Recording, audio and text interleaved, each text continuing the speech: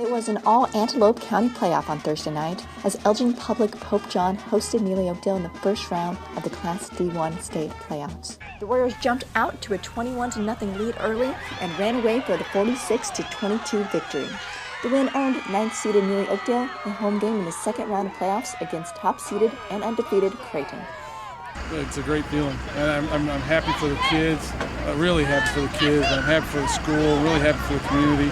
When you work hard, you get the opportunity to believe, and when you believe, great things happen to you.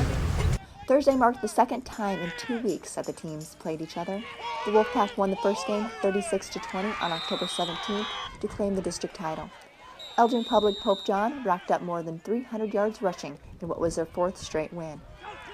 Warrior coach Ron Beacom, who is in his second year at Neligh-Oakdale, said while it's difficult to play a team you've lost to, it's equally as difficult to play a team you just beat. Just ran past things the first time. We were over pursuing, and we just needed to talk to the kids about doing some things fundamentally better, and they responded. And we just played really well, stopped their run game, and made life difficult for them. Drew Fangman had 80 yards receiving, while Chad Bodie was held to 55 yards rushing on 18 carries. Neligh-Oakdale put up over 400 total yards of offense, with about 250 yards coming on the ground. Garrett Alamang was a workhorse with 105 yards rushing. Through the air, sophomore quarterback Grant White connected with classmate Tyson Felix 3 times for touchdowns. Both teams played a clean game with less than a dozen penalties called all night. Thursday's win was the first playoff victory for Neligh-Oakdale since 2006. It's also the last time the Warriors won a home playoff game. Their season ended that year at the hands of Creighton, the team the Warriors will face next week in the second round of playoffs. Top-seeded Bulldogs will enter Warrior Field in Neligh next week with a 9-0 record, having defeated Twin Loop 56-7 in their first round game on Thursday.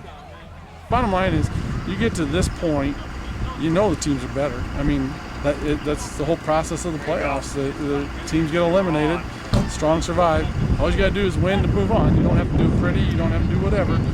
So, at this point, we go back to work as coaches and kind of see where we think we can play to our strengths against no matter who it is. And granted, you get around here, they're a good football team.